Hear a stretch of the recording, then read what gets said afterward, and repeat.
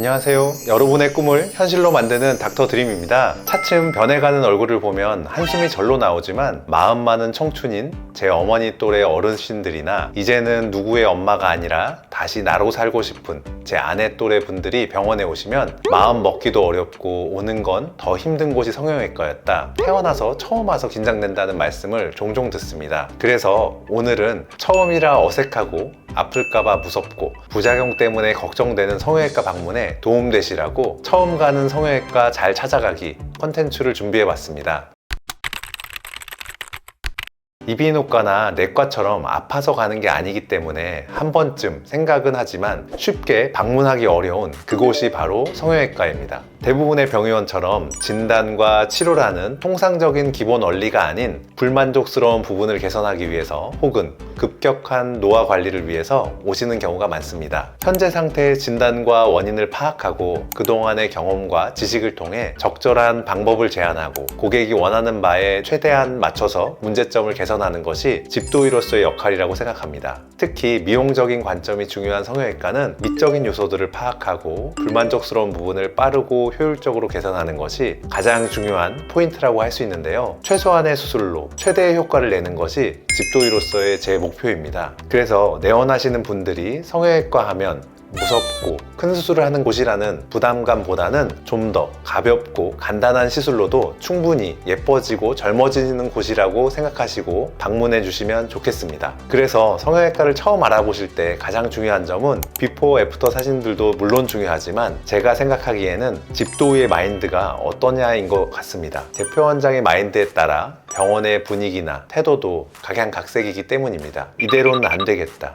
뭘 해야겠다는 마음이 들면 그동안의 수술 결과도 보고 집도의가 지향하는 바가 내가 원하는 이미지와 결이 비슷한 곳을 고르시는 것부터 시작하실 텐데요. 나랑 비슷했는데 주변 지인이 성공해서 젊어지고 예뻐진 사례를 보고 성형외과 가봐야겠다고 생각한 경우는 그 병원을 소개받아서 가시는 경우가 가장 많으실 것 같습니다. 또 다른 경우는 두세 군데 정도 마음에 드는 곳으로 추려서 상담을 가보고 결정하시려고 하는 경우도 있습니다. 요즘은 성형 카페나 어플 같은 굉장히 많은 채널에서 정보를 얻을 수 있어서 정말 다양한 정보를 얼마든지 얻을 수 있지만 문제는 정말 홍수 수준으로 넘쳐나다 보니까 처음 정보 수집하는 단계부터 질려서 포기하시는 분들도 많으신 것 같습니다. 가장 먼저 하실 것은 대형으로 갈지 소형으로 갈지 정하시는 겁니다. 제가 대형에서 진료를 받을 때를 생각해보면 대형은 시스템적으로 알고리즘 체계가 잘 잡혀있기 때문에 진행이 빠르고 매뉴얼화 되어 있는 절차 속에서 착착 진행되는 장점이 있습니다. 소형은 좀 더 유연하고 개개인에 맞춘 커스터마이징의 특성이 조금 더 강하고 대부분 1, 2인의 원장이 모든 과정에 직접 참여하기 때문에 상담이라든지 수술 일정이 여유로워서 좀 더 프라이빗하다는 장점이 있었습니다. 저 같은 경우에도 저를 믿고 와주시는 분들이기 때문에 시간에 쫓기지 않고 좀 더 세밀한 상담을 통해 고객이 원하는 바와 할 수 있는 최대점까지의 합의점을 찾고 공을 들여 수술하고 수술 후에도 직접 해피콜을 통해 관리까지 하는 지금이 좀 더 제가 생각하는 성형외과의 모습이 맞다고 생각하고 만족하고 있습니다. 병원 규모를 정하셨으면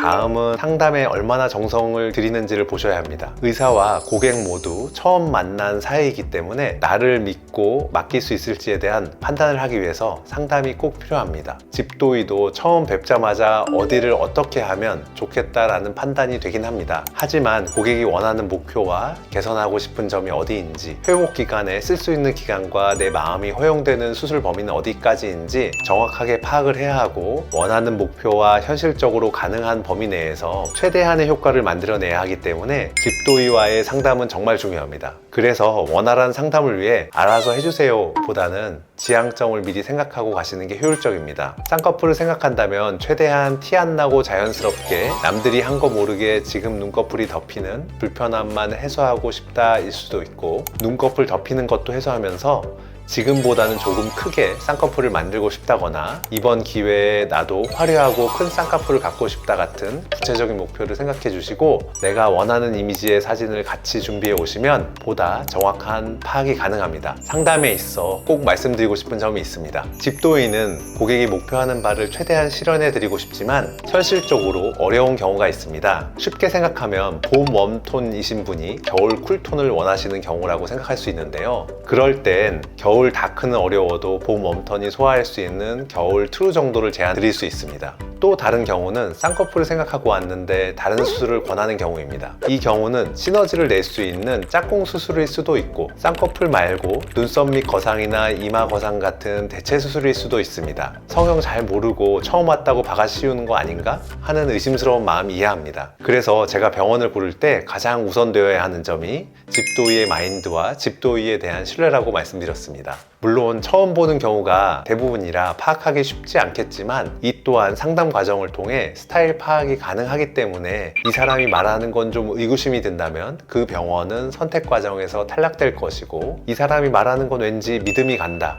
신뢰가 간다, 말한 그대로 수술해 줄 것 같다 싶은 병원이 최종 선택이 되기 때문에 상담 과정이 중요하다고 다시 한번 말씀드립니다. 세 번째, 수술 후 관리가 얼마나 잘 되는지입니다. 만에 하나 수술 결과가 마음에 들지 않을 때는 어떤 프로토콜로 진행되는지, 수술 후 경과 체크를 할 때 나를 수술했던 집도의가 직접 하는지, 경과 체크는 몇 번 오는지, 내가 원할 때 집도의와 컨택이 되는지 등을 면밀하게 체크해 보시는 게 좋습니다. 성형도 결국 사람이 하는 거고 사람이 받는 것이기 때문에 상호 간의 신뢰와 커뮤니케이션이 중요합니다. 수술 후에 정말 뭐가 마음에 안 들더라도 나를 끝까지 케어해 줄 것 같은 믿음이 있으면 안심이 되지만 그렇지 않은 경우라면 불안감에 선뜻 수술 결정을 내리시기 어려우실 겁니다. 정확한 소통과 의견 수렴이 잘 되는지 보시고 수술 후 관리에 의사가 얼마나 참여를 하는지를 체크해 보신다면 안전하고 편안하게 첫 성형을 성공적으로 하실 수 있을 거라고 생각합니다. 처음 가는 성형외과여도 신뢰가고 믿음 가는 소통을 해드릴